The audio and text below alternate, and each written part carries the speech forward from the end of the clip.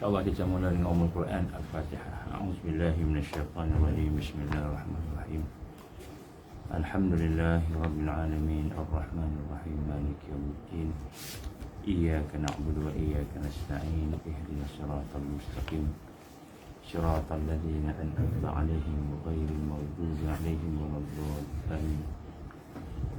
A'udzubillahi samil 'alim minasyaitanir rajim. Bismillahirrahmanirrahim. Innal hamdalillah nahmaduhu wa nasta'inuhu wa nastahdihi wa nastaghfiruh wa na'udzu billahi min shururi anfusina wa min sayyiati a'malina. Man yahdihillahu fala mudilla lahu wa man yudlil fala hadiya lahu.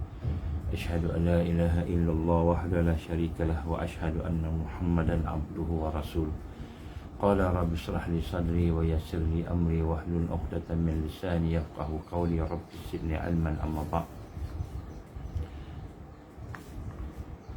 Qala Allah Ta'ala fil kitabil aziz. A'udzu billahi minasyaitanir rajim. Ya ayyuhalladzina amanu la tulhikum amwalukum wala auladukum an dzikrillah wa man yaf'al dzalika fa ulaika humul khasirun. Shadaqallahul azim. Alhamdulillah, kita bersyukur pada Allah pada pagi ini diberikan kesempatan untuk kita bertemu, dibangunkan kita, diberikan kita kehidupan dan peluang lagi sekali pada hari ini untuk sama-sama kita memperbaiki diri kita, kerana sesungguhnya Allah Subhanahu Wa Taala Maha mengetahui kelemahan kita, Maha mengetahui keaiban kita, kehinaan kita, dan Allah Subhanahu Wa Taala Maha mengetahui kesudahan kita. Oleh itu, marilah sama-sama kita memohon kepada Allah dengan penuh rendah diri, dengan penuh perasaan tadaruk. Kita memerlukan Allah Subhanahu Wa Taala. Kita memohon supaya Allah Subhanahu Wa Taala memberikan kepada kita husnul khatimah. Kita diberikan kepada kita ahsanul khatimah, kesudahan yang terbaik, iaitu kita berada dalam keadaan redha Allah dan berada dalam keadaan berjuang perjalanannya. Dan marilah sama-sama kita memohon kepada Allah supaya Allah SWT mengampunkan kelemahan kita, mengampunkan dosa kita, mengampunkan keaiban kita, mengampunkan kejahilan kita, mengampunkan segala kehinaan yang ada pada kita ini, kelemahan-kelemahan kita ini. Dan kita mohon, ya Allah, janganlah jadikan kelemahan-kelemahan kami, keaiban kami, dosa kami, kehinaan kami, jahilnya kami, banyaknya jahiliah yang ada pada kami, ya Allah, janganlah, ya Allah, Engkau jadikan semua itu sebagai perkara yang menghalang taufikmu, hidayahmu, rahmatmu, barakahmu, yang menghalang maunah dan karamahmu. Kita mohon kepada Allah Subhanahu Wa Taala supaya sentiasa membina kita kekuatan, memberi kita kekuatan. Mari sama-sama kita merendahkan diri kita untuk kita memperbetulkan, memperbaiki, mentajdidkan syahadah kita, insya-Allah. Bismillahirrahmanirrahim. Bismillahirrahmanirrahim. Bismillahirrahmanirrahim. Ashhadu an la ilaha illallah wa ashhadu anna Muhammadar Rasulullah. Ashhadu an la ilaha illallah wa ashhadu anna Muhammadar Rasulullah. Ashhadu an la ilaha illallah wa ashhadu anna Muhammadar Rasulullah. Allahumma salli ala sayyidina Muhammad wa ala ali sayyidina Muhammad kama shallaita ala sayyidina Ibrahim wa ala ali sayyidina Ibrahim wa barik ala sayyidina Muhammad wa ala ali sayyidina Muhammad kama barakta ala sayyidina Ibrahim wa ala ali sayyidina Ibrahim fil alamin innaka Hamidum Majid. Allah berfirman dalam suratul Munafiqun ayat 9, ya ayyuhallazina amanu la tulhikum amwalukum wala auladukum an dzikrillah wa man yaf'al dzalika fa ulaika humul khasirun. Shadaqallahul azim. Wahai orang-orang beriman, janganlah harta-harta kamu, harta kita ni banyak apa yang ada pada kita lah, sama ada nyawa kita, umur kita, akal kita, ilmu kita, kan, kereta kita, rumah kita, kan, alat-alat kita semua, janganlah la tulhikum amwalukum, janganlah menjadikan harta-harta kamu itu, wala auladukum, juga anak-anak kamu, keluarga kamu itu, kan, melalaikan kamu daripada mengingati Allah, zikrillah. Wa man yaf'al zalika, maka siapa-siapa yang berbuat demikian, faulaika humul khasirun, mereka telah rugi. Jadi di sinilah kita melihat, apabila kita berada dalam suasana keadaan untuk membersihkan diri kita, untuk membina kekuatan kita, membuang segala keburukan yang ada dalam kehidupan kita ini, yang digambarkan sebagai tasawuf itu, yang membersihkan diri kita, maka hendaklah kita pastikan tidak ada satu pun di dalam hidup kita ini yang melalaikan kita daripada Allah, melalaikan kita daripada Allah, melalaikan kita daripada mengingati Allah, merasai bersama Allah. Anak-anak kita, kenapa Allah gambarkan harta? Allah sebut harta dulu, kan. Janganlah harta-harta kamu tu, janganlah anak-anak kamu tu melalaikan kamu. Kerana harta kita ni adalah antara perkara yang banyak melalaikan kita. Kerana harta tu banyak melalaikan kita. Kita dalam kereta, naik kereta yang sedap sikit, kan, mewah sikit, kan, kita pun lalai. Kita rasa kereta tu kita punya. Kita rasa kereta tu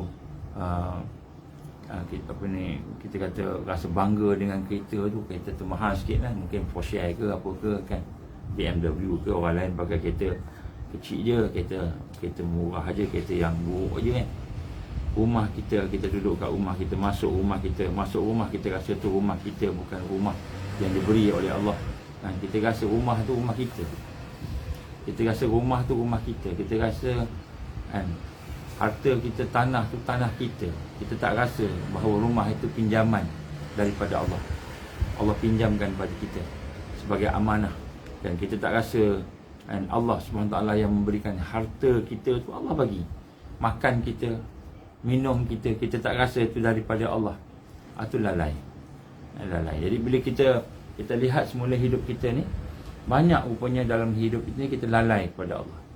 Kita tak rasa benda itu daripada Allah. Sedangkan Allah gambarkan, lillahi ma fis samawati wa ma fil ard. Kepunyaan Allah lah segala apa yang ada di langit, segala apa yang ada di bumi. Semua itu kepunyaan Allah. Tapi kita lalai. Kita ingat itu kita punya. Bila kita kata kita punya, maka kita rasalah bahawa, kan, kita punya harta tu, kan, maka kita membuatlah sesuka hati kita. Kita lalai dengan harta kita, kita lalai dengan anak-anak keluarga kita. Anak-anak pun kita ingat kita punya. Kita lupa anak-anak tu amanah. Amanah yang kita kena jaga, kena tengok, kena pelihara, kena perhatikan, kena berfikir macam mana nak berikan Quran pada dia. Kita didik dia, amanah. Keluarga kita tu amanah. Amanah ni maknanya Allah bagi kepada kita tu sebenarnya untuk ujian, untuk kita nak diuji, jaga amanah tersebut. Jadi bila kita merasai nombor satu, segala yang ada pada kita itu adalah kepunyaan kita, maka itu lalai. Itu lalai daripada mengingati Allah. Kita tak ingat bahawa yang ada pada kita itu adalah milik Allah. Maka kita pun guna sewenang-wenangnya ikut nafsu kita. Makan ikut nafsu, minum ikut nafsu, kan. Hidup ni dengan harta kita ikut nafsu, buat je apa saja kita nak buat, kan. Itu lalai. Jadi yang pertama sekali harta kita. Yang pertama harta kita lalai, kita tak rasa bahawa harta tu daripada Allah. Allah bagi rezeki kat kita. Umur kita, kan. Hari ni Allah bagi kita hidup. Allah bagi peluang hidup untuk apa pagi ni, kan? Allah bagi kita peluang hidup bukan supaya kita bermaksiat pada dia. Allah bagi kita dihidup supaya kita ni, kan, bertaubat kepada dia. Baiki hidup kita yang lepas-lepas. Semalam tak boleh bangun malam, kita azam hari ni nak bangun malam lah. Semalam tak boleh baca Quran, hari ni nak baca Quran, kan. Pagi tadi tak khusyuk subuh tak khusyuk, zuhur nak kena khusyuk. Allah bagi peluang. Semayang tak khusyuk, Quran tak baca, Allah bagi peluang supaya kita baca Quran, supaya kita khusyuk solat. Allah bagi peluang supaya kita berzikir, beristighfar, bertaubat. Jadi Allah bagi kita hidup ni supaya kita baiki diri kita dalam ubudiah kepada Allah. Sebab tu Allah bagi kita peluang hidup. Kalau tak, dah tak ada peluang dah. Dah tak ada peluang. Jadi ini, bila kita melihat umur kita, melihat harta kita, pemikiran kita, itu semua itu milik Allah. Ini Allah gambarkan dalam suratul Munafiqun. Sifat orang munafik ni apa? Dia rasa dia punya. Dia rasa semua dia punya. Dia terputus daripada Allah. Ini yang pertama. Yang kedua, kan, dia tidak gunakan harta tadi itu, anak-anak tadi itu, untuk dia mengingati Allah, berzikir pada Allah. Malahan dia lalai dengan harta, dengan anak-anak, dengan keluarga dia. Dia lalai. Macam mana lalai? Kan, harta tu menyebabkan dia semakin jauh daripada Allah, bermaksiat. Menyebabkan dia semakin buat benda mungkar. Kita hari ni, kan, ada benda kita tak rasa Allah punya, kemudian kita guna pula benda yang Allah punya tu untuk menentang Allah. Jawatan kita ingat jawatan tu kita punya. Aku berusaha, aku belajar, aku berusaha, aku buat networking semua, akhirnya aku dapat jadi pengarah, ketua pengarah. Yang bagi ni siapa? Yang bagi ni kawan-kawan aku ni, jaringan aku kena jaga dia. Ini kroni ni. Aku jadi raja, aku jadi sultan. Macam mana aku boleh jadi raja dan sultan? Ayah aku yang bagi. Ayah aku ni keturunan raja dan sultan. Maka aku jadi ada kerabat, ada daulat. Aku punya dah, Allah bagi. Semua tu Allah bagi. Jangan kita sombong dengan Allah Subhanahu wa ta'ala. Jangan kita sombong dengan jawatan kita, dengan pangkat kita. Jangan kita sombong dengan umur kita yang ada pada hari ni. Aku ni masih lagi muda. Aku punya kesihatan, aku ada kesihatan, aku ada umur semua. Jadi ni adalah merupakan perkara yang lalai. Kita guna pula apa yang Allah bagi kepada kita untuk nak lawan dia, untuk nak bermaksiat pada dia pula. Ini satu perkara yang kita nak kena tengok balik. Kena rasa tu kita, sebab tu kita kena tunduk pada Allah. Kena tawaduk dengan Allah Subhanahu wa ta'ala. Kena tadaruk, merasakan memerlukan Allah. Walaupun kita dah kaya, kita rasa perlukan Allah yang maha kaya. Walaupun kita dah sihat, kita rasa memerlukan Allah yang maha kuat, yang maha menyihatkan manusia. Walaupun kita dah ada semua yang kita rasa kita dah ada, tapi kita masih memerlukan Allah yang memberikan segala-galanya, yang Allah boleh ambil anytime, dia boleh ambil. Ini lalai. Kalau kita tidak rasa gitu, lalai. Yang ketiga, lalai tadi ialah bila kita tidak gunakan harta kita, umur kita, nyawa kita, anak-anak kita, keluarga kita untuk membantu agama Allah Subhanahu wa ta'ala. Kita tak gunakan untuk berjuang. Kita tak gunakan untuk bantu Islam. Tak gunakan untuk membantu umat. Tidak menggunakannya untuk mendekatkan lagi orang lain kepada Allah, melakukan dakwah, melakukan tarbiyah, berjuang pada jalan Allah Subhanahu wa ta'ala. Kita tak guna nikmat tadi untuk membantu perjuangan Allah. Sedangkan Allah memerintahkan kita membantu dan berjihad. Ya ayyuhallazina amanu hal adullukum ala tijaratin tunjikum min azabin alim. Wahai orang beriman, maukah aku tunjukkan kepada kamu satu perniagaan yang boleh membebaskan kamu, melepaskan kamu, menyelamatkan kamu daripada azab yang pedih. Tu'minuna billah wa rasulih. Kamu beriman kepada Allah dan kepada Rasulnya. Wa tujahiduna fi sabilillahi bi amwalikum wa anfusikum. Dan kamu berjuang pada jalan Allah. Berjalan fi sabilillah dengan harta kamu, dengan diri kamu. Jadi maknanya kalau harta kita ni, diri kita ni, keluarga kita ni, semua yang ada pada kita, kita tak manfaatkan untuk membantu agama Allah, kebangkitan Islam, untuk manfaatkan kepada dakwah, tarbiyah dan perjuangan akhir zaman, maka Allah gambarkan apa? Kita akan diazab oleh dia. Kerana perkara berjuang pada jalan Allah ini adalah merupakan perkara yang akan menyelamatkan kita daripada azab yang pedih. Bila Allah gambarkan Hal adullukum ala tijaratin tunjikum min azabin alim. Maukah aku menunjukkan kepada kamu perkara yang boleh menyelamatkan kamu daripada azab yang pedih, kan? Azab yang pedih ni azab di akhirat, kesusahan-kesusahan sebagainya. Kan? Azab yang pedih kat dunia apa? Kat dunia ni azab pedih apa? Azab yang pedih kat dunia sebenarnya bila seorang tu hilang Allah dalam hidup dia. Hilang Allah dalam hidup tu azab. Dia tidak boleh bercakap dengan Allah. Dia tidak boleh berterima kasih, tak boleh bersyukur pada Allah. Dia tidak bersabar, tak boleh bersabar kerana Allah. Tidak boleh redha dengan qada dan qadar Allah. Tak boleh rasa tenang bersama Allah. Itu azab. Itu azab di dalam dunia ni. Jadi sebab tu nak gambarkan kat sini bagaimana keadaan kita ini, 3 perkara yang menyebabkan, yang menjadikan kita ni lalai dalam harta dan anak kita. Yang pertama, kita terlupa yang ini daripada Allah. Yang kedua, kita guna untuk maksiat, terputus daripada dia. Yang ketiga, kita tak guna untuk kebangkitan, untuk bantu Islam. Maka kita lalai. Sebab itulah siapa-siapa yang demikian itu, ula zalika wa man yaf'al zalika, maka siapa-siapa yang beramal dengan demikian, berkeadaan dengan demikian, fa ulaika humul khasirun, maka mereka lah yang rugi. Ya, sebab itulah apa Allah perintahkan kepada kita tentang apa yang ada pada kita ini. Dalam surah apa ni? Surah Al-Qasas ayat 77, Allah berfirman, a'udzubillahi minasyaitonir rajim. Wabtaghi fima ataakallahu darul akhirah. Wabtaghi fima ataakallahu darul akhirah. Wala tansa nasibaka minad dunya wa ahsin kama ahsanallahu ilaik. Wala tabghil fasada fil ard. Innallaha la yuhibbul mufsidin. Ni ayat Allah ni tegur kita direct ni. Allah tegur kita direct ni.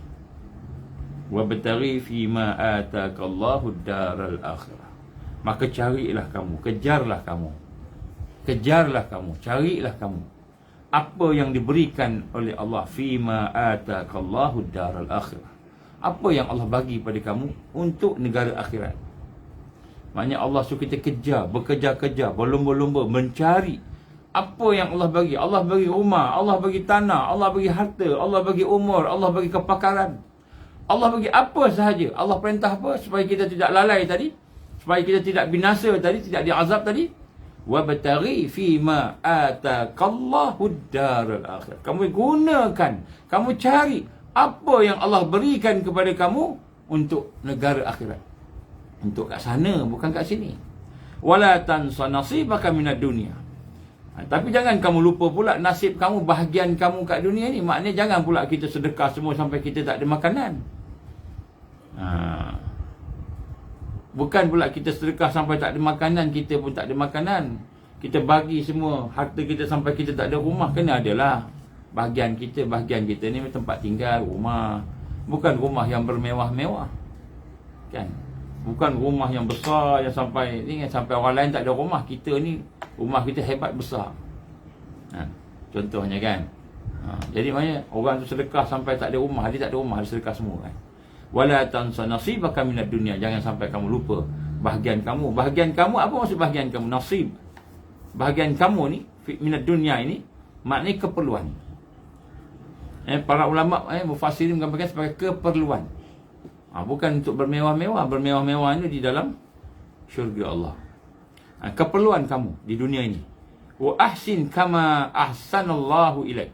Dan kamu buat baiklah. Buat baiklah kepada semua orang, pada semua manusia. Buat baiklah hidup dalam dunia ini sebagaimana Allah berbuat baik kepada kamu. Allah bagi kita makan, ada masa kita bagi orang makan. Allah bagi kita rezeki, ada masa kita bagi orang sedikit sebanyak apa yang kita diberikan oleh Allah tadi. Jadi kita berbuat baik macam mana yang Allah buat baik pada kita. Wala tabghil fasad fil ard. Dan jangan kamu bercita-cita, jangan kamu berhajat, jangan kamu nak minta-minta, jangan kamu berbuat kerosakan di atas muka bumi ini. Innallaha la yuhibbul mufsidin. Dan sesungguhnya Allah amat-amat benci, tak suka, tidak mencintai, tidak menyukai orang-orang yang al-mufsidin, orang-orang yang membuat kerosakan. Jadi Allah gambarkan kepada kita supaya kita sentiasa berlumba-lumba cari akhirat. Jadi sebab tu berlawan daripada berlumba-lumba cari akhirat, hidup dengan keperluan di dunia ni, segala keperluan tadi, lawan apa? Merosakkan diri kita. Merosakkan diri kita. Itu lawan dia. Lawan dia. Merosakkan diri kita. Jadi kita nak kena rasalah sedikit banyak perkara ini supaya kita tidak jauh daripada mengingati Allah Subhanahu Wa Taala. Maka untuk kita mengingati Allah Subhanahu Wa Taala ini, saya ingin mengajak tuan-tuan puan-puan sekalian untuk melihat beberapa perkara berkenaan dengan disebut kalimah tayyibah. Kalimah tayyibah. Dialah Allah Ar-Rahman Ar-Rahim, yang telah memberikan kepada kita segalanya. Dan yang lebih hebat lagi, Allah SWT memberikan kepada kita kekuatan. Bukan saja Allah mencipta kita, Allah menghidupkan kita, Allah memberikan kita kekuatan. Dan kekuatan itu bersama dengan kalimah tayyibah. Kalimah tayyibah.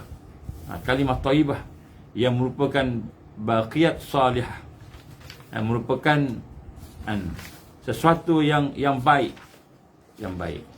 Allah berfirman di dalam Al-Quran, A'udzubillahi minasyaitonir rajim. Man kana yuridul 'izzata falillahil 'izzatu jami'a. Man kana yuridul 'izzah. Siapa-siapa yang mahu mencari, berhajatkan kepada al-'izzah. Izzah ni apa? Kemuliaan. Izzah ini kemuliaan. Siapa-siapa yang berkehendak kepada ketinggian, hidup yang tinggi, hidup yang mulia, hidup yang bahagia, yang sempurna, siapa-siapa yang nak, maka Allah kata falillahil 'izzatu jami'ah, maka kepada Allah lah kan kemuliaan itu semuanya. Jadi kalau kita nak kemuliaan, kalau kita nak jadi seseorang yang tinggi, yang mulia, seseorang yang kita kata bahagia, yang sempurna, yang berjaya, maka Allah kata apa? Falillahil 'izzatu jami'ah, maka segala izzah, segala kemuliaan itu pada Allah, bersama Allah. Jadi hari ini kalau kita terputus dengan Allah, maknanya kita berlawanan lah, hina lah kan. Ilahi yas'adul kalimut tayyib wal amalus salih yarfa'u. Jadi Allah gambarkan dalam ayat ini ilahi yas'adu kalimatut tayyib. Kalimut tayyib wal amalus salih. Jadi Allah gambarkan kepada Allah lah. Kepada Allah lah naik segala kalimat yang baik dan amal yang soleh yang diangkatnya. Jadi untuk kita mendapat kemuliaan kepada Allah, daripada Allah tadi, maka Allah gambarkan, maka akan naik, akan datang kepadanya itu kalimat-kalimat yang soleh. Maknanya kalau kita nak cakap dengan Allah, nak doa dengan Allah, nak apa sebagainya, kalimat yang soleh, yang baik, yang tayyib. Kalimut tayyib wal amalus salih, dan kita beramal soleh. Jadi perkataan, kalimah-kalimah yang baik dan amal yang soleh itulah yarfa'u, yang akan diangkat, yang akan Allah angkat, naik kepada dia. Maknanya kalau kita nak mendapat kemuliaan, kita kena ada kalimah-kalimah yang baik ni, kalimah yang tayyib ini, dan kita kena ada digambarkan ni amal yang saleh. Wallazina yamkuruna as-sayyi'at lahum 'azabun syadid. Jadi Allah gambarkan pula dalam ayat yang sama, wallazina yamkuruna as-sayyi'at, dan mereka ataupun orang-orang yamkurun, yang merancang buat perkataan jahat, buat perkataan jahat, buat perkara yang merencanakan kejahatan, yamkuruna as-sayyi'at, yang membuat perkataan jahat, lahum azabun syadid, pada mereka itu adalah azab yang keras, azab yang kuat. Wa makru ulaika huwa yabur, dan perancangan jahat mereka itu akan hancur. Huwa yabur, akan hancur. Maknanya apa? Jadi ayat ni menggabungkan dua benda. Dua benda untuk kita berjaya di dunia ini dan di akhirat, iaitu untuk kita mendapat kemuliaan. Man kana yuridul 'izzah, bagi mereka yang berhajatkan, berkendakkan kepada izzah. Izzah ni kemuliaan. Maka Allah gambar falillahil izzah jami'a. Pada Allah lah segala kemuliaan. Siapa yang hajat kemuliaan? Pada Allah segala kemuliaan. Bukan pada pangkat. Bukan pada pangkat. Bukan pada harta. Kita ingat mulia ni pada harta. Kita ingat mulia ni pada pangkat. Saya ada gelar, saya ada PhD, doktor. Saya ada master. Saya ni pakar. Ingat, pada pangkat. Kemuliaan tu pada pangkat. Ataupun pada harta. Saya ni orang yang kaya. Harta saya 1 trilion. Itu cash saja, tak masuk aset. Harta saya saya banyak harta. Ataupun kita ingat kemuliaan tu pada anak-anak, ramai anak-anak berjaya semua. Kita rasa itulah harta kita, itulah kemuliaan kita. Itulah kemuliaan kita. Kita pun berlomba-lomba mencari harta, mencari pangkat, mencari ini.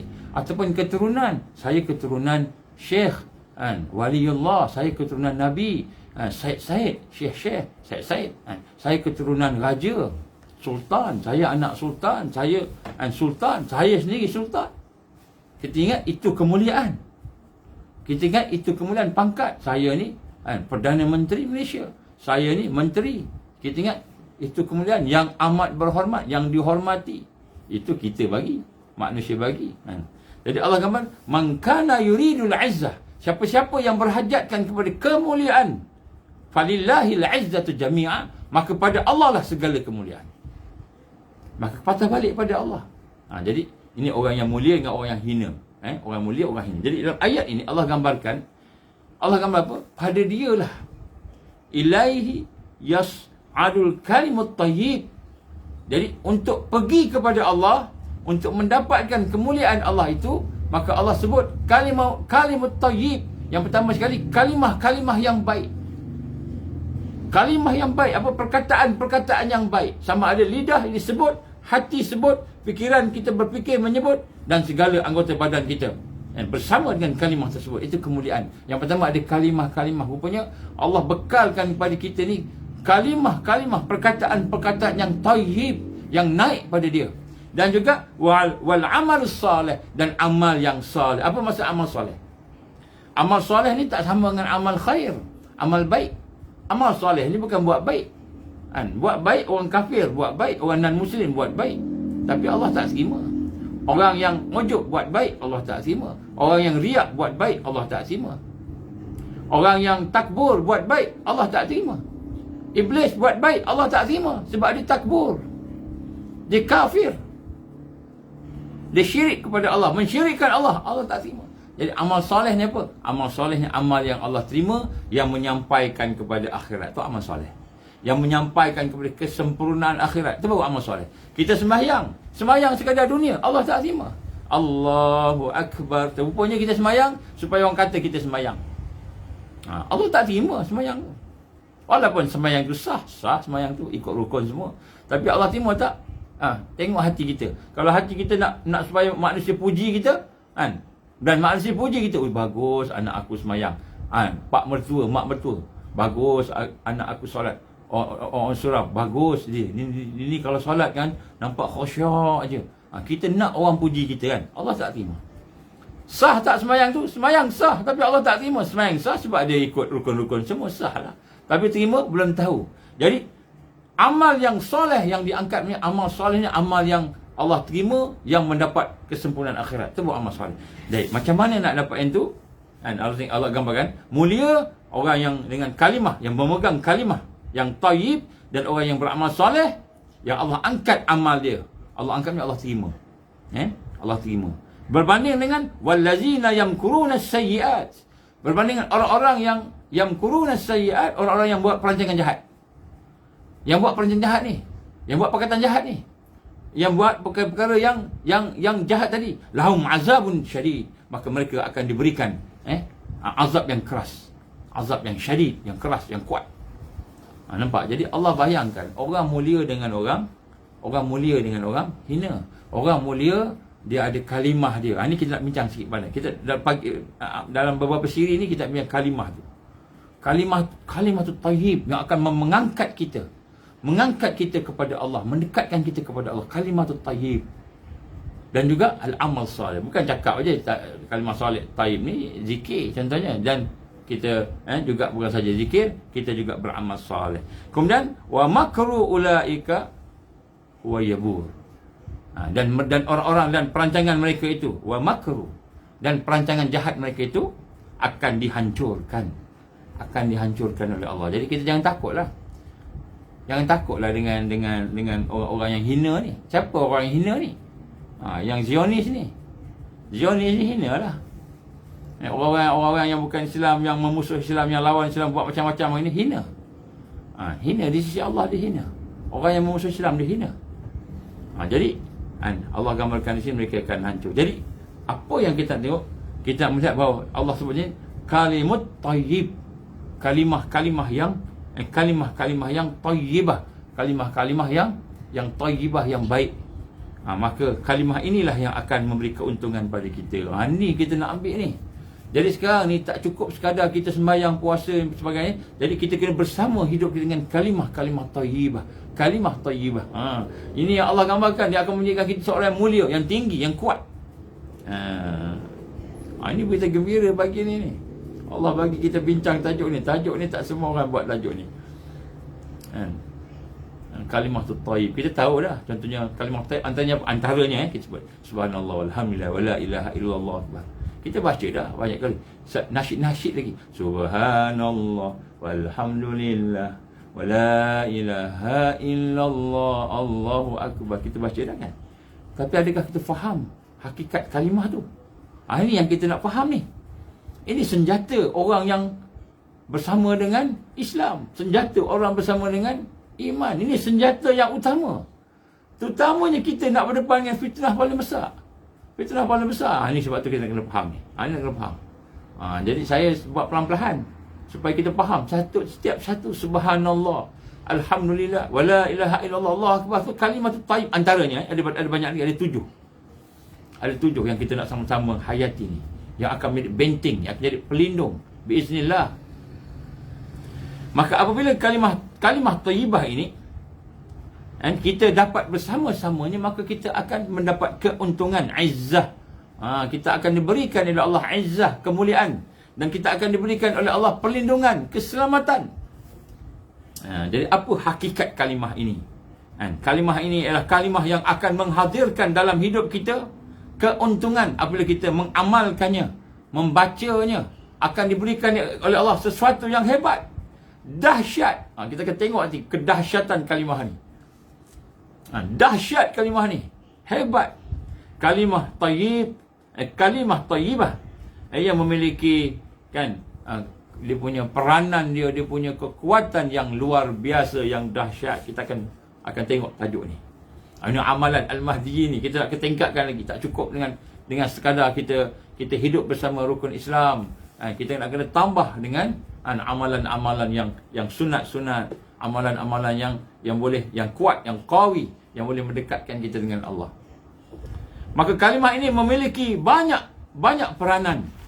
Saya bacakan antaranya. Antaranya kalimah yang akan menjadi syiar dan tanda kebesaran Allah. Yang pertama, kalimah ni dia akan menjadi syiar, menjadi satu tanda, kita kata kalau kita kata promosi, iklan kan, kebesaran Allah. Bila kita baca tu, kita akan rasa rendah diri ke Allah.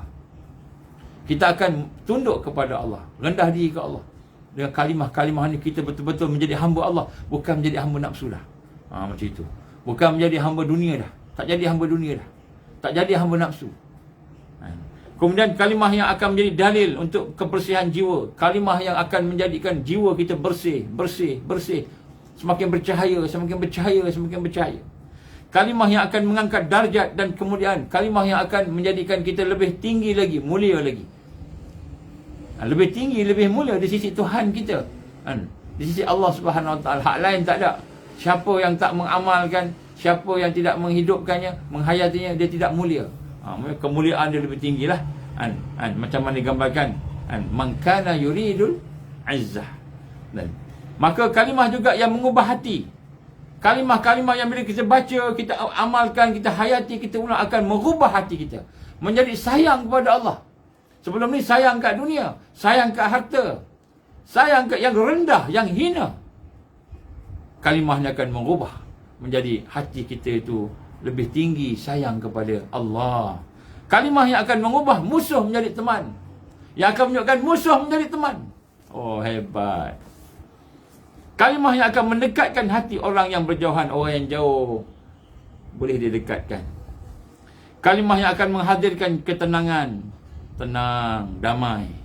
Kalimah yang akan menjinakkan hati orang yang liar. Orang yang liar hatinya akan jinak dengan kalimah-kalimah ini. Kalimah yang akan menyenangkan orang yang mendengarnya. Orang dengar kalimah ni, hati dia jadi tenang. Orang dengar, bukan dibaca, dia dengar pun dah tenang. Kalimah yang akan membuahkan amal soleh setiap waktu, setiap saat. Kalimah yang akan melahirkan amalan soleh. Subhanallah. Setiap waktu. Bukan bulan puasa je. Kalimah yang akan membersihkan hati orang yang mendengar. Orang yang mendengar pun ada kesan. Anak-anak kita dengar pun ada kesan. Bukan kita saja, anak-anak kita pun ada kesan bila dia mendengar kalimah ni. Diulang-ulangkan, dihayati, dibaca dengan sepenuh hatinya. Kalimah yang akan menyentuh kalbu dan mampu mengalirkan air mata. Kalimah yang akan menyebabkan hati kita ini disentuh, tersentuh, akhirnya mengalirkan air mata kekuatan. Bukan air mata kelemahan, air mata kekuatan. Kalimah yang akan menyebabkan orang lemah menjadi kuat. Kalimah yang akan membahagiakan orang yang sedih, orang yang sedih-sedih jadi bahagia. Kalimah yang akan membukakan seluruh pintu kebaikan. Kalimah yang akan mendatangkan keperluan hidup. Kalimah yang akan menyembuhkan orang yang sakit. Orang yang sakit akan sembuh. Kalimah yang akan menjadi pelindung kepada kehidupan. Kalimah yang akan menghindarkan daripada keburukan. Mengubah nasib kehidupan. Mengubah nasib kehidupan. Kalimah yang akan membangkitkan orang yang lemah menjadi kuat. Kalimah yang akan menyebabkan orang yang lupa menjadi sedar. Kalimah yang akan menjadikan orang itu berani melawan musuh. Berani nak lawan Dajjal. Nak lawan Dajjal. Nak lawan tentera Dajjal. Nak tengok Amerika. Tengok Amerika kecil je. Kecil je. Tengok Amerika ni kecil je. Tengok raja kecil je. Raja zalim. Tengok dia kecil je. Tak ada apa. Hari ni kita melihat besar. Hebat. Besar. Hebat. Kata raja nak jumpa. Kalau raja yang adil, raja disanjung. Raja yang adil. Raja yang zalim. Raja yang dimurkai oleh Allah. Pemimpin yang adil, pemimpin yang pertama akan mendapat perlindungan di Yaumul Mahsyar. Pemimpin yang zalim, pemimpin yang akan tidak boleh mencium bau syurga. Bau pun tak. Bau pun tak. Walaupun dia orang beriman, walaupun dia orang Islam, tapi dia zalim. Dia zalim. Bau syurga pun tak dapat. Allah gambarkan, Nabi gambarkan bau syurga pun tak dapat. Jadi kalimah ini adalah kalimah yang akan memuliakan, membangkitkan kekuatan, memberikan keberanian berhadapan dengan orang-orang yang hina di sisi Allah. Kalimah yang akan menunjukkan jalan kebenaran. Allah akan bagi cahaya untuk memberi kebenaran, jalan-jalan yang kebenaran kepada seseorang yang mengamalkannya. Kalimah yang akan memudahkan urusan. Kita nak buat sesuatu jadi susah, berhadapan dengan susah, jadi mudah urusan kita. Kalimah akan membuka kecurangan pada para penipu. Orang yang menipu, orang yang menipu kita, yang curang di belakang kita, yang curang pada kita, Allah akan buka, bagi nampak. Allah akan nampak, buka kecurangan-kecurangan mereka. Kalimah yang akan menjadi benteng pertahanan. Kalimah yang boleh menyelamatkan kita daripada kerosakan. Ini semua kalimah-kalimah thayyibah. Kalimah yang akan membawa wasilah harapan, akan membuka kepada kita jalan-jalan. Allah akan buka jalan-jalan dan menyebabkan kita boleh berjaya lepas dari masalah, lepas dan mendapatkan harapan. Kalimah yang menolak balak. Kalimah yang menolak balak. Ini kalimatut thayyib. Ini yang Allah gambarkan tadi. Jadi kalau kita kena faham ni. Kita kena faham ini kalimah. Kita perlukan kepada kalimah ni, kepada perkataan-perkataan ini yang perlu kita sebutkan selalu. Bukan saja sebut, zikirkan dia, wiridkan dia. Dan perlu kita rasai dalam hati kita tentang kekuatannya. Maka Allah akan bagi kekuatan. Ini semua adalah merupakan senjata umat Islam yang akan menyebabkan kita mendapat kemuliaan di sisi Allah Subhanahu wa ta'ala. Dalam ayat yang lain, Allah menggambarkan dalam surah Ibrahim ayat 24-25. A'udzubillahi minasyaitonirrajim. Alam tara kaifa daraballahu masalan kalimatan thayyibah kasyajaratin tayyibatin asluha sabit wa far'uha fis sama' tu'ti ukulaha kulla hinin biizni rabbiha wa yadribullahu al-amsala lin-nasi la'allahum yatazakkarun. Allahu Akbar. Allah bagi kita sesuatu yang hebat. Kalau kita ambil lah, kalau kita amal lah. Alam tara kaifa daraballahu masalan kalimatan tayyibah. Tidakkah kamu memerhatikan bagaimana Allah telah membuatkan perumpamaan kalimah tayyibah. Kalimatan tayyibah, tayyibatan kasyajaratin tayyibatin asluha sabit wa far'uha fis sama', iaitu seperti pohon yang indah yang akarnya teguh, pokok yang besar, yang indah, yang hebat, yang akarnya masuk ke dalam, teguh akarnya, maknanya kalau dihapus sebagainya, teguh, dan cabangnya dan batangnya, cabangnya, rantingnya menjulang ke langit. Jadi dia bukan saja pokok yang teguh, tetapi dia juga menjulang ke langit. Pohonnya itu memberikan buah pada setiap waktu dengan seizin Allah. Dan pohonnya itu sentiasa berbuah, maknanya setiap kali ada kalimah itu ada hasil, ada kalimah ada hasil. Ini karamah ni. Ini ma'unah Allah, pertolongan Allah, ni karamah Allah ni. Yang orang tak perasan. Orang ingat ni zikir saja, nasyid-nasyid saja. Tak, ni bukan nasyid. Dia merupakan seperti pohon yang sentiasa berbuah setiap waktu, setiap saat dengan seizin Allah. Maknanya kalimah-kalimah ni hebat. Dia ada buahnya, dia ada hasilnya. Dia ada dia punya hasil, tapi kenalah mengikut yang dia punya adab dia. Mengikut dia punya adab-adabnya, akhlak dia, nak buat tu, nak mengamalkannya. Kan? Wa yadribullahu al-amsal. Dan Allah SWT membuatkan perumpamaan linnas, kepada manusia, la'allahum yatazakkarun. Perumpamaan supaya manusia sentiasa berada dalam keadaan memperingati diri dia. Jadi orang yang sentiasa dia ingati. Jadi kita sentiasa dalam keadaan memperingati Allah. Jadi di dalam ayat ni, para mufassirin dia ada banyaklah cerita tentang pokok sebagainya. Kalau orang yang mentafsir daripada Timur Tengah ni, daripada dia tengok pokok, dia jumpa pokok apa?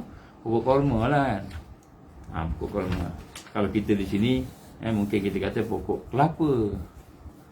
Pokok kelapa, daripada hujung pucuk sampailah ke akar, boleh guna semua. Kalau pokok korma dia buah setahun sekali, setahun 2 kali. Tapi pokok kelapa tiap-tiap bulan dia boleh buah. Selagi dia boleh buah, dia buah. Sentiasa. Jadi lebih kurang itulah, adalah ulama-ulama hurai. Saya tak nak cerita pasal pokok ni, tapi nak sebut kat sini tentang bagaimana kalimah-kalimah yang dimaksudkan ini adalah merupakan kalimah-kalimah yang membawa kepada kemuliaan, yang membawa kepada kekuatan, yang kita nak faham. Sebahagiannya saya dah cerita dah sebenarnya. Sebelum ni dalam kuliah sebelum sini saya nak gabungkan semua. Sebab kita nak berjumpa dah dengan Dajjal ni, nak berjumpa dengan kesusahan ni, kita kena ada kalimah-kalimah kita ucap. Kita nampak orang datang nak hentam kita, nak tembak kita, nak tangkap kita, bunuh, apa nak cakap? Kita Allah kan, kita je kan. Rupanya ada kalimah-kalimah kita boleh cakap, kita boleh sebut. Ada perkara yang diajarkan oleh Allah kepada kita, yang diajarkan oleh Rasulullah sallallahu alaihi wasallam biiznillah. Jadi sebenarnya ada huraiannya panjanglah tentang misal yang diberikan oleh Allah tadi tentang pokok ni. Misal, jadi nak sebut, saya ringkasnya, pokok ni bermanfaat. Ini kalimah ni bermanfaat. Kita panggil sebagai kalimah kemuliaan, kalimah yang memuliakan seorang manusia itu, seorang jin dan manusia, yang akan menyebabkan jin dan manusia itu menjadi seorang yang dekat dengan Allah, memberi kekuatan, mendapat pertolongan.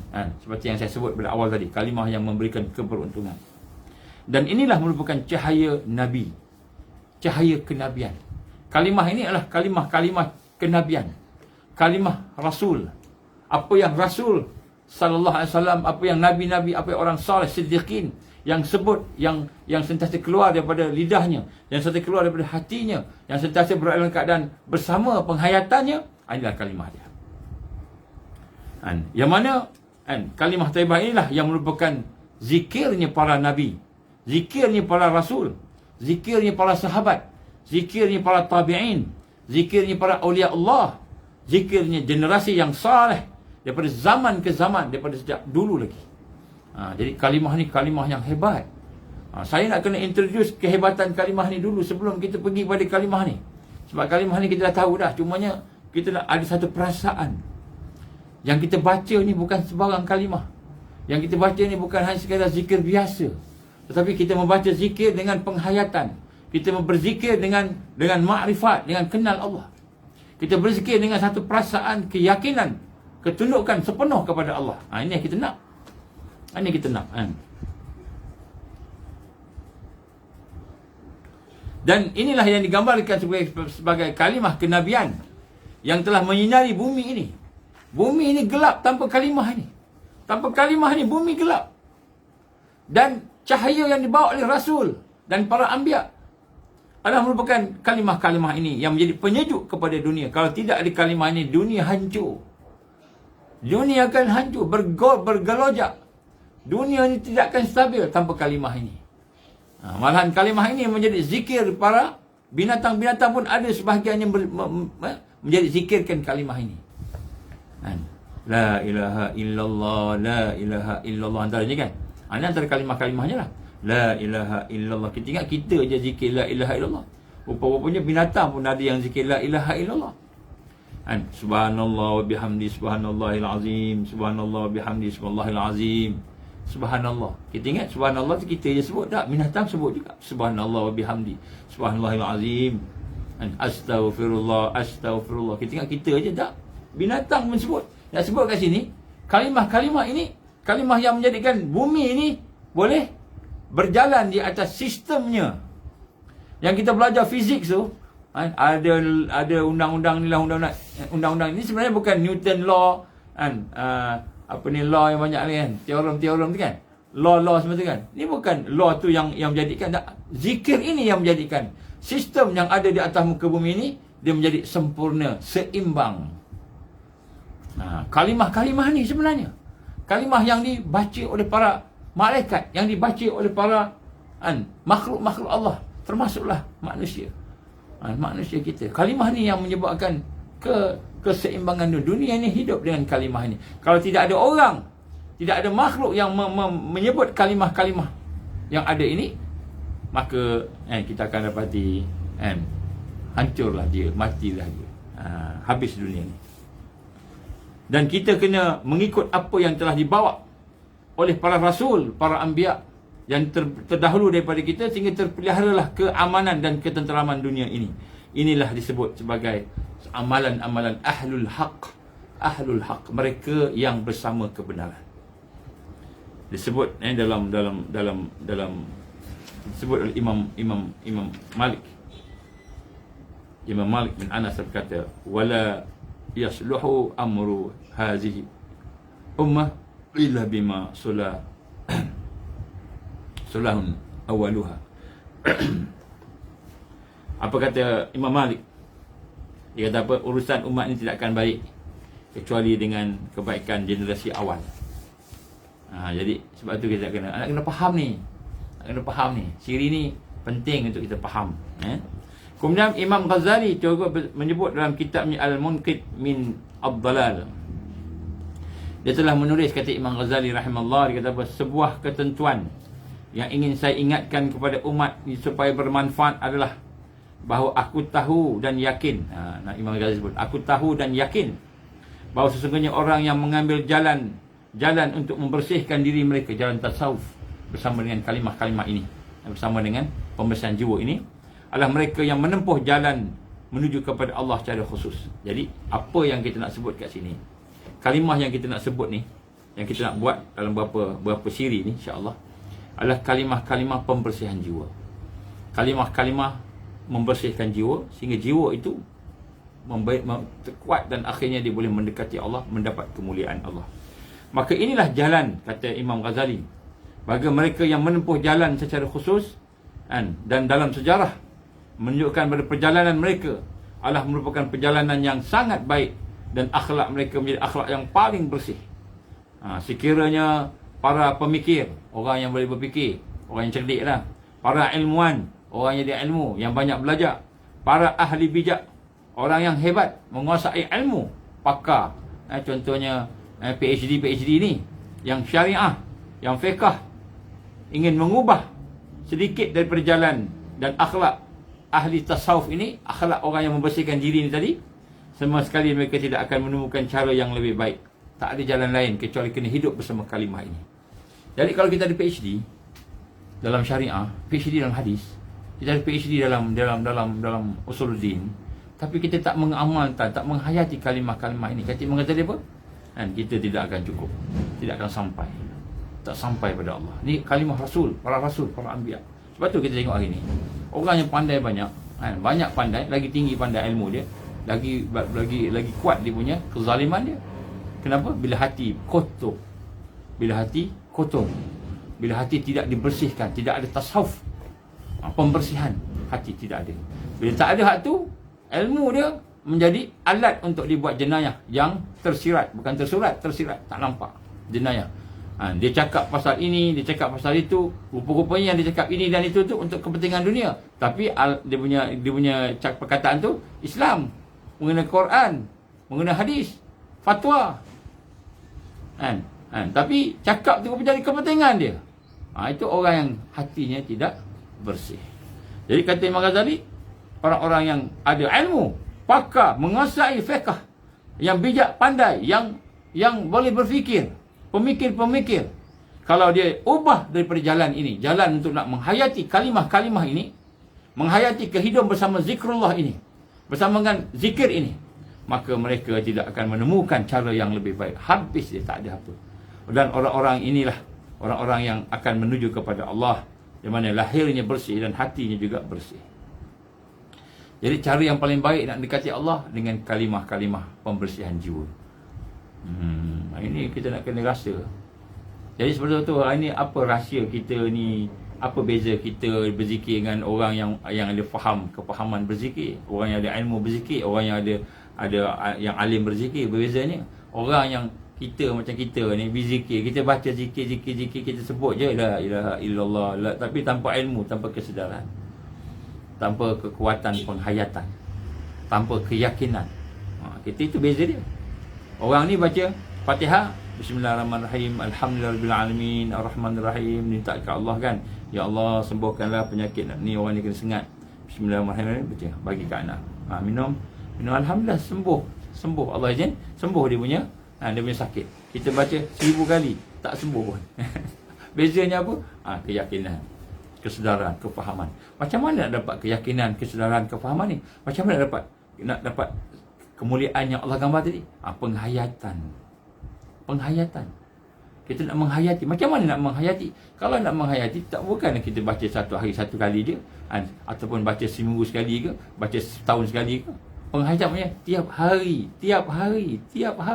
Bukan tiap hari. Kalau boleh tiap waktu, setiap saat ada kalimah-kalimah ini dalam hidup kita. Barulah dia boleh menghayati, dia menjadi darah daging, bertafaul.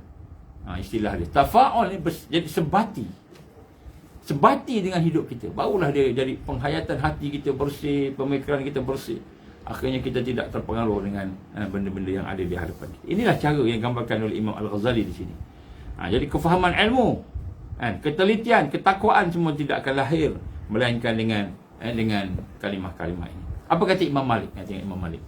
Imam Malik berkata, rahimahullah radhiyallahu anhu, barang siapa yang menyandarkan ilmu fiqh, kita ada ilmu, menyandarkan ilmu fiqh, tapi tidak mendalami ilmu untuk pembersihan jiwa, tasawuf tadi, nak bersihkan hati tadi, dengan penghayatan zikir, penghayatan berfikir dan sebagainya, maka dia akan jatuh kepada fasik. Dia akan buat dosa.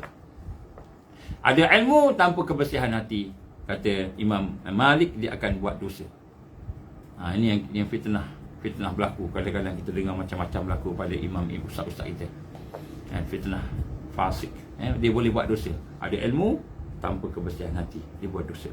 Barang siapa yang menyandarkan ilmu tasawuf, dia bersihkan hati dia pula, bersihkan hati dia dengan zikrullah, dengan amalan-amalan soleh, tapi tidak ada ilmu fiqh, tapi dia tak faham syariat, tak faham ilmu fiqh, maka dia boleh jatuh ke dalam kafir zindik. Dia boleh jadi kafir zindik.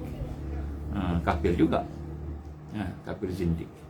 Barang siapa yang menggabungkan antara fiqh dengan tasawuf, dengan pembersihan jiwa tadi, tarbiyah, ruhiyah, dengan syariah, dia gabungkan, maka dia akan sampai kepada hakikat.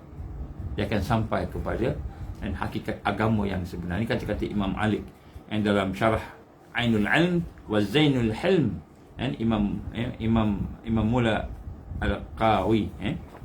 Imam Syafi'i kata apa? Imam Syafi'i ni, mazhab Syafi'i ni kita kena dengar Imam Syafi'i juga kan. Imam Syafi'i kata 3 urusan dunia yang aku suka. Urusan dunia ni ada 3 yang aku suka, kata Imam Syafi'i. Iaitu yang tidak memberatkan diri, yang tidak menyusahkan. Maknanya kalau ada 2, antara yang berat dengan tak berat, dan yang kurang berat sikit kan. Dan hubungan kasih sayang antara sesama, berkasih sayang, berukhuwah antara sama, dan mengikuti jalan yang ditempuh oleh ahli tasawuf, mengikuti jalan orang yang membersihkan hati. Membersihkan hati. Jadi Imam Syafi'i kata dia dah pakar lah fiqh ni, dia memang insya-Allah lah kan. Jadi fiqh saya tak cukup, tapi dia mengikut jalan-jalan orang yang membersihkan jiwa dia, membersihkan hati dia, ahli tasawuf. Kemudian Imam Ahmad Ibn Hanbal radhiyallahu anhu, dia berkata apa? Rahimahullah, dia kata apa? Wahai anakku, bergabunglah kamu dengan majlis kaum sufi.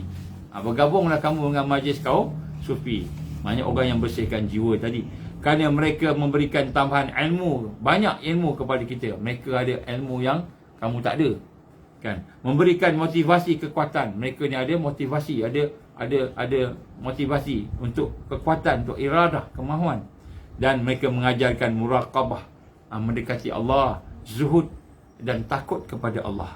Maka melihat Allah, dan aku tidak melihat satu kaum yang lebih mulia daripada orang yang membersihkan jiwanya atas tasawuf.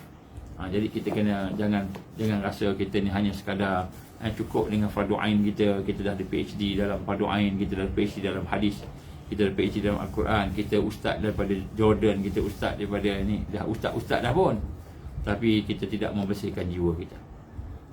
Alasan apa? Kadang-kadang alasan yang ini macam ini macam ni, macam alasan.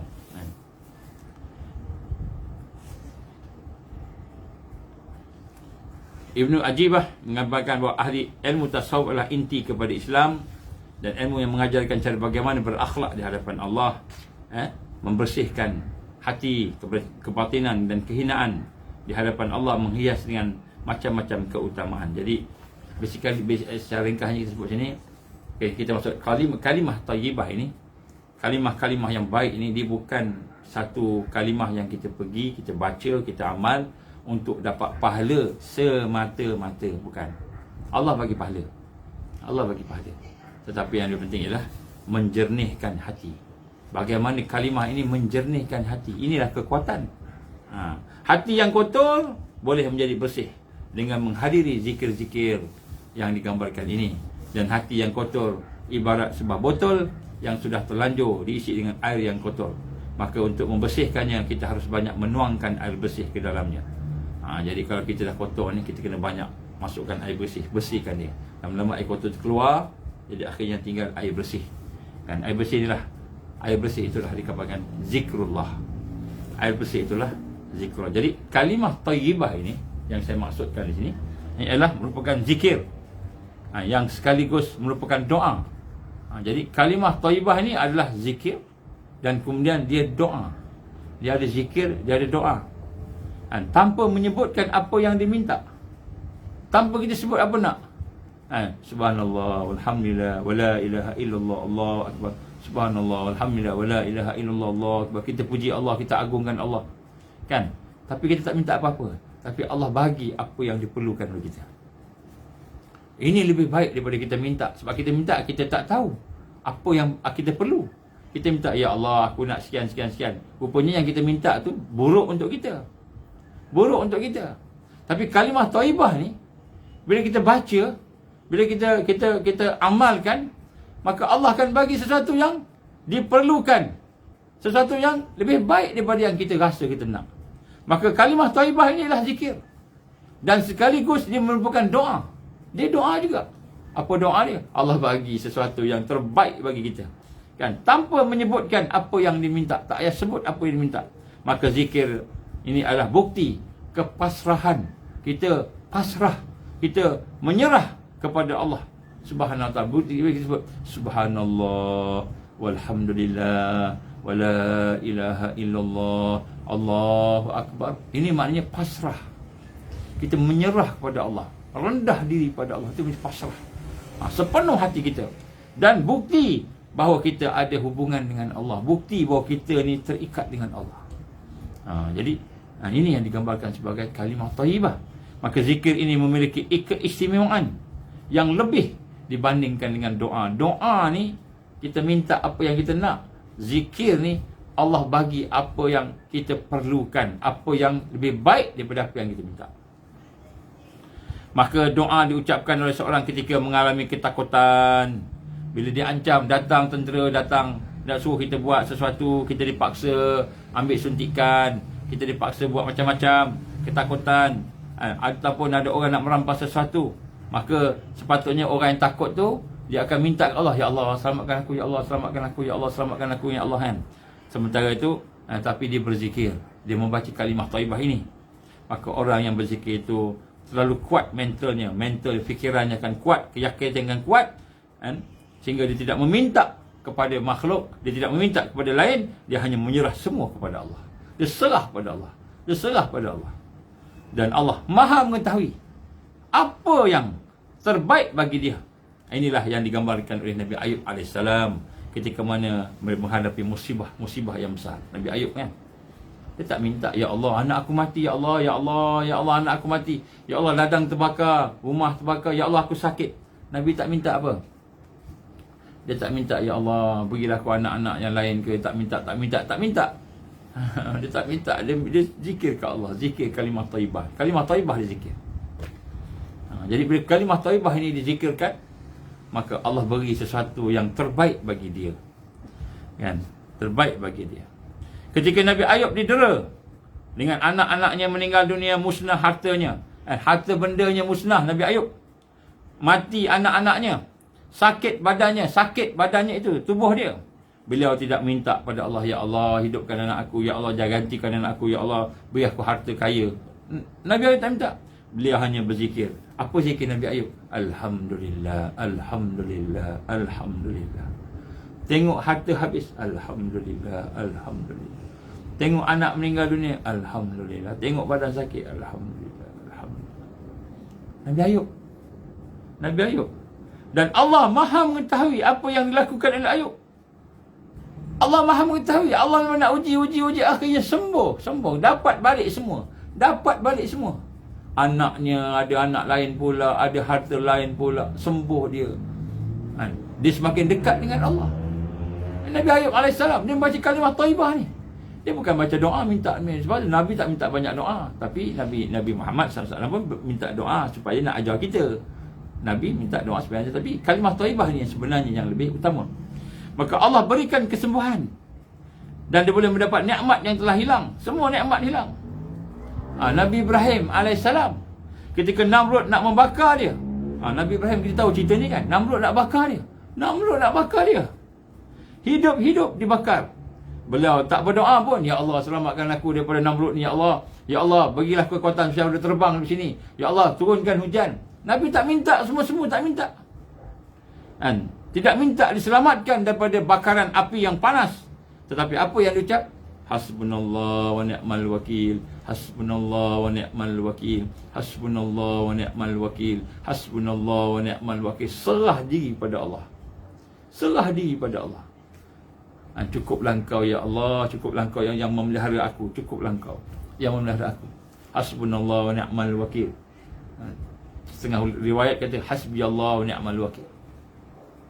Nabi Ibrahim lawan Namrud bukan dengan doa bismillahirrahmanirrahim, puh sini, kan, tak.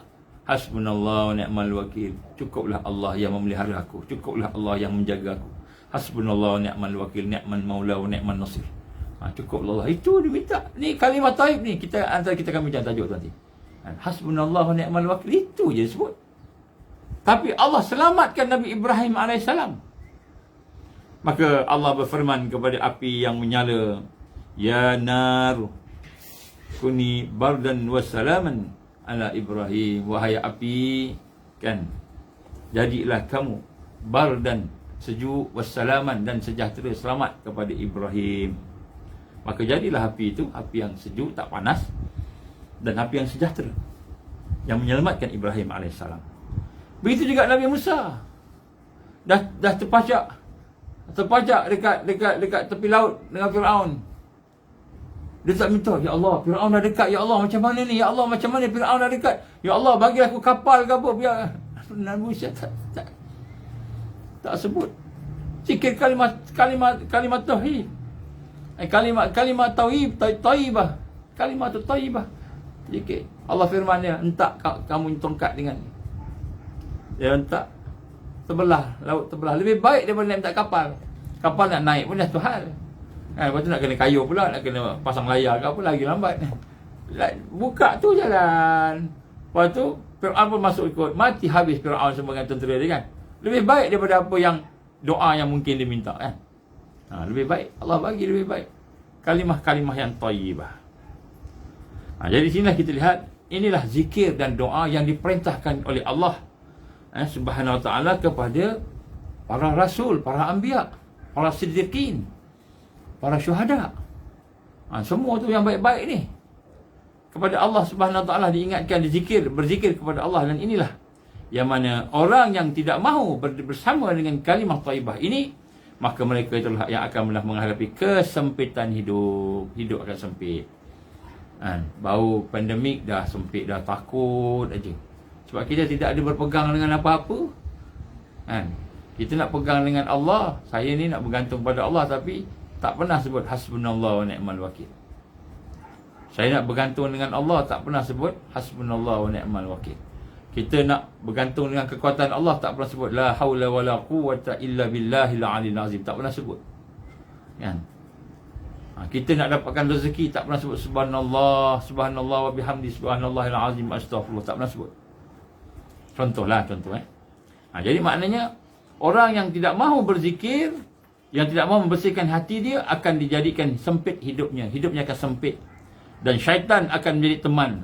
Bila zikir, tak zikir ni, syaitan jadi teman. Itu yang orang-orang yang ada ilmu pun, ada alim pun, dia boleh jadi fasik. Kenapa? Syaitan jadi kawan dia. Siapa kawan dia? Syaitan. Orang yang tak ada zikir ni, kawan dia syaitan. Walaupun dia PhD dalam usuluddin, PhD dalam fiqah, ni nak sebut orang agama lah. Kalau orang tak agama lagi jauh lah, lagi teruk. Walaupun dia ustaz, tapi tidak ada zikrullah, maka Allah hantar syaitan. Kawan dia kejap kanan, kan, kawan dia, Ustaz, macam mana Ustaz? Ustaz dah jadi menteri ni. Kita kena projek sikit ni Ustaz. Kalau tak, macam mana besok kalau Ustaz dah tak jadi menteri, macam mana Ustaz nak ni? Betul juga kan? Ada hasutan syaitan minal jinna wal ins, daripada kalangan jin dan kalangan manusia. Manusia itu penasihat-penasihat yang tak betul tu. Kalau dia kalangan jin, jin yang datang hati dia dah bisik-bisik tu. Jadi pemimpin-pemimpin yang tidak berzikir ni, yang jauh daripada zikrullah ni, maka Allah hantarkan penasihatnya syaitan. Penasihat dia syaitan. Kenapa? Tak ada zikrullah, tidak ada kalimah taibah. Sama dengan kita pun sama juga. Kalau kita tak ada pun, kita akan dihantar syaitan, akan bisik kat kita. Malas lah buat ni, buat ni lah, kau marah kat dia. Kita pun bergaduh dengan suami isteri. Padahal benda ni kecil je. Benda kecil je, bergaduh suami isteri. Kenapa? Syaitan datang menasihat. Penasihat ni syaitan. Kita tengok suami kita panas, suami tengok isteri panas, kan? Tengok anak panas. Apa? Panas tu api. Syaitan nak nasihat kat kita. Kita tak ada kalimah taibah. Kalimah taibah tak ada, habis lah. Ni Allah menghantar syaitan. Dan ini adalah merupakan senjata kepada kita. Ini senjata orang beriman. Dan begitu juga doa. Doa pun sama juga. Bukan kata doa tak perlu doa, kena doa. Doa juga adalah senjata. Doa silahul mu'min. Doa itu senjata kepada orang yang beriman. Jadi orang yang tidak mau berdoa, dia anggap sombong.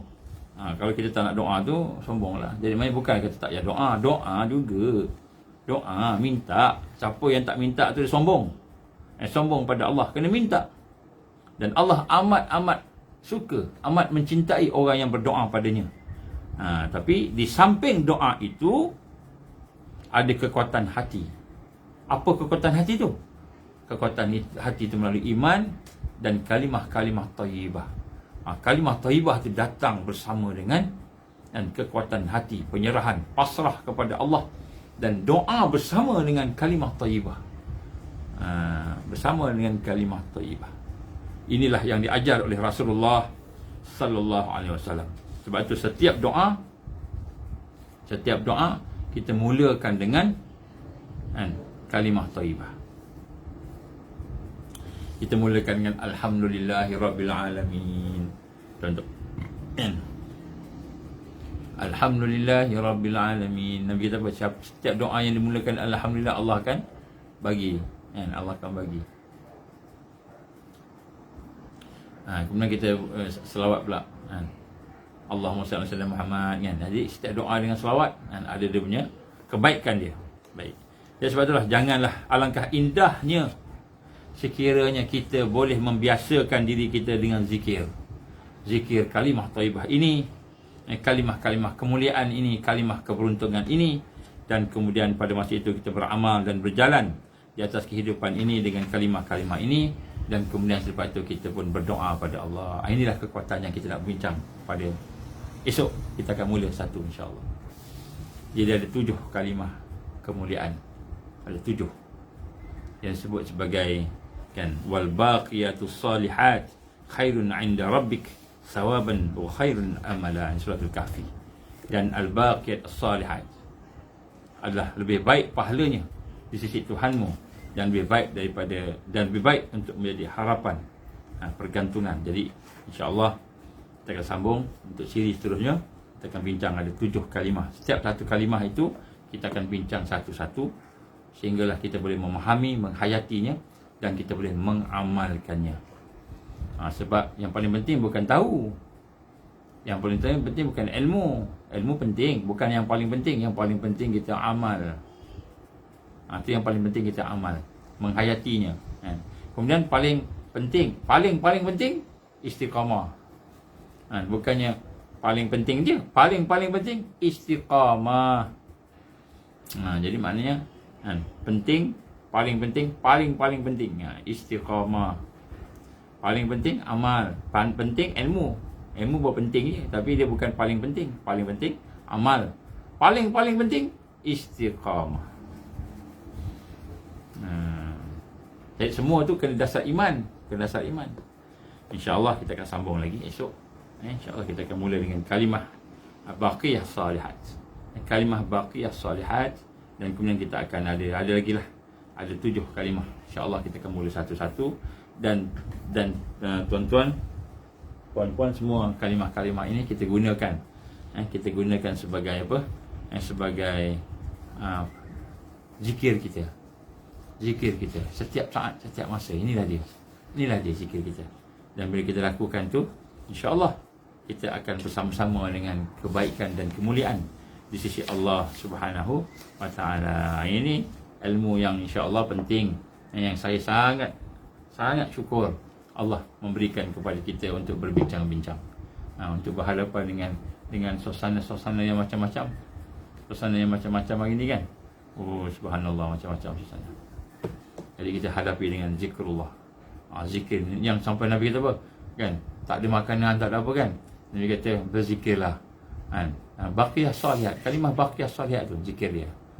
InsyaAllah kita akan buat besok. Mulakan besok. Aku lihat hadza astaghfirullahalazim li wa lakum. Doalah supaya kita diberikan kekuatan oleh Allah untuk memahami kalimah-kalimah ini. Maka pada hari ini kita kena perbanyakkan zikrullah. Hari ini jangan lalai. Mulakan dengan jangan lalai. Apa lalai? Lalai ini kita putus daripada Allah. Tengok rumah, nampak rumah saja, tak nampak pemberian Allah. Itu lalai. Makan, nampak makan, tak nampak tu daripada Allah. Itu lalai. Lalai. Jadi tengok anak, nampak anak aja, seronok dengan anak. Tengok cucu, nampak cucu, tak nampak cucu tu amanah daripada Allah. Itu lalai. Kemudian kita buat dosa pula dengan harta dan dengan anak kita, tu lalai. Kemudian Kita tak guna untuk jihad fisabilillah pun lalai juga. Jadi lalai ni kita kena buang. Mula bulan ni kita buang lalai. Lalai kita tengok satu, kita ingat Allah. Tengok satu, ingat Allah. Tengok satu, syukur ke Allah, sayang ke Allah. Ni hari ni punya inilah. Kita hidup dengan zikrullah. Besok kita akan sebut kalimah Allah yang pertama. Kalimah thayyibah yang pertama. Kalimah thayyibah yang pertama insya-Allah. A'udzubillahi samii'il 'alim minasyaitonir rajim. Bismillahirrahmanirrahim. Alhamdulillahirabbil alamin. Wassalatu wassalamu ala asyrafil anbiya'i wal mursalin wa ala alihi wa sahbihi ajma'in. Allahumma innaka ta'lam anna hadhihi al-qulub qad istamat ala mahabbatik wa taqat ala ta'atik وتوحدت على دعوتك وتعادت على نصرة شريعتك واسك اللهم رابطتها وأدمتها واهدها سبلها واملأها بذلك الذي لا يخبو واشرح صدورها بفيض الإيمان بك وجميل التواكل عليك وأهيها بمعرفتك وأمتها على شهادة في سبيلك يا الله إنك نعم المولى ونعم النصير اللهم إنا نسألك لسانا رطيبا بذكرك وقلبا مفعوما بشكرك وبدنا هينا لينا بطاعتك اللهم إنا نسألك إيمانا كاملا ونسألك قلبا خاشعا ونسألك علما نافعا ونسألك يقينا صادقا ونسألك دينا قيما ونسألك العافية من كل بلية ونسألك تمام الغنى عن الناس وحب لنا حقيقة الإيمان بك حتى لا نخاف ولا نرجو غيرك ولا نعبد شيئا سواك واجعل يدك مبسوطة علينا وعلى أهلنا وأولادنا